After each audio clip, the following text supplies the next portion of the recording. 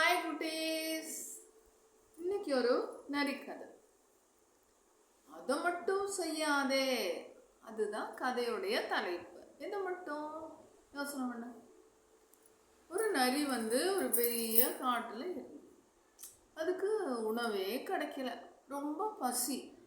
நம்ம இப்படி தேடினே நடந்து ரொம்ப ஏமாந்து போய் வந்துடுச்சு. ஒரு மரத்துக்கிட்ட உட்கார்ந்தது. என்ன பண்ணலாம், அன்னைக்கு ஃபுல்லாக நமக்கு சாப்பாடு கிடையாதுன்னு ரொம்ப வருத்தப்பட்டு. அந்த நேரத்தில் ஒரு ஆமையை பார்த்தது. ஆமை இங்கேருந்து முள்ள இப்படி இப்படி இப்படி நடந்து வரதை பார்த்தது. பார்த்தோன்னா நறுக்கி ரொம்ப சந்தோஷம். இன்னைக்கு கிடச்சிருச்சு. ஆமை நல்லா இதாக இருக்கும்ல, கொழு கொழுன்னு இருக்கும், நல்லா சாப்பிட்றலாம் வேக வச்சு அப்படின்னு சொல்லி ஆமை எல்லாத்துக்குன்னு பிடிச்சிருச்சு. பிடிச்சோன்னா ஆமை கத்த ஆரம்பிச்சு, வச்சுச்சோ விட்டுரு விட்டுரு விட்டுருன்னு. அப்போ தலையை பிடிச்சா என்ன பண்ணுறது, தலையும் கையும் அப்படியே டபார்னு உள்ளே இழுத்துறது.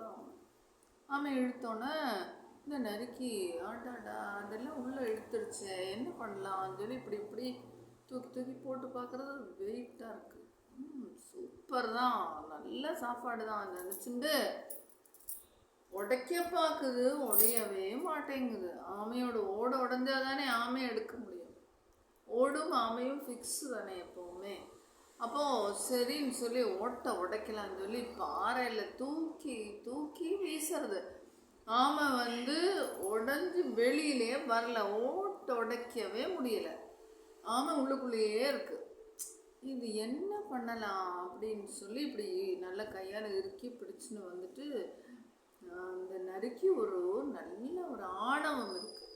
நரி என்ன நினைச்சுன்னு சொல்லிட்டுன்னா, என்னை விட புத்திசாலி யாருமே இல்லை, நான் தான் பெரியவன் இந்த காட்டில், என்னை விட புத்திசாலி எல்லாரும் ஐடியா கேட்க நம்ம கிட்ட தானே வரான் அப்படின்னு சொல்லிட்டு இந்த நரி இருக்க. ஏயாமே, நான் ஒன்று சொல்கிறேன், நீ என்ன தான் ஒளிஞ்சாலும் எனக்கு பரவாயில்ல, ஒன்றை திங்காமல் விட மாட்டேன், ஒன்றை வெளியில் எடுத்து சுட்டு சாப்பிடலான் இருக்கேன் அப்படின்னு சொல்லி. இந்த ஆமை ஐயோ இது ரொம்ப பிரச்சனையாகப்படுத்து, நம்மளே பேசலாம்னு சொல்லி ஆமை உள்ளேன்னு பேசுவோம். நரியண்ணா நரியண்ணா, நான் ஒன்று சொல்கிறேன், சரி சொல்லு. நீ என்ன சுட்டு சாப்பிடுவியோ? ஆமாம், நல்லா ஐடியா பண்ணிடுச்சு. என்ன சொல்லுது, நீ என்னை சுட்டு சாப்பிட்டாலும் சரி, என்னை கட் பண்ணி சாப்பிட்டாலும் சரி, என்னை சுடாமையே எடுத்து சாப்பிட்டாலும் சரி, என்ன வேணா பண்ணிக்கோப்பா, மன்னிச்சுக்கோ, உனக்கு நான் இன்னைக்கு இதையாயிட்டேன். ஆனால் இந்த வேலையை மட்டும் செஞ்சிடாதே, பயமாக இருக்கு.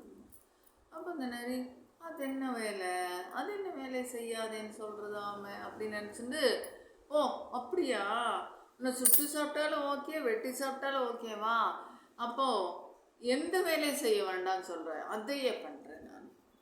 அந்த ஆமை சொன்னோம், அண்ணா அண்ணா எனக்கு ரொம்ப பயமாக இருக்குது, என்னை கிணத்துலேயோ குளத்துலேயோ ஆற்றுலையோ தயவு செஞ்சு போட்டுறாதீங்க, போட்டுட்டேன்னா மூச்சு முட்டியே நான் செத்து போயிடுவேன், அதனால் ரொம்ப பயமாக இருக்குது. என்னை குளத்துல போடக்கூடாது, ஆற்றுல போடக்கூடாது, அப்புறம் கிணத்துலேயும் போட்டுறாதீங்க, வேறு என்ன வேணால் பண்ணிக்கோங்க, நான் உங்களுக்கு இன்னைக்கு இறையாயிடுவேன் அப்படின்னு சொல்லி.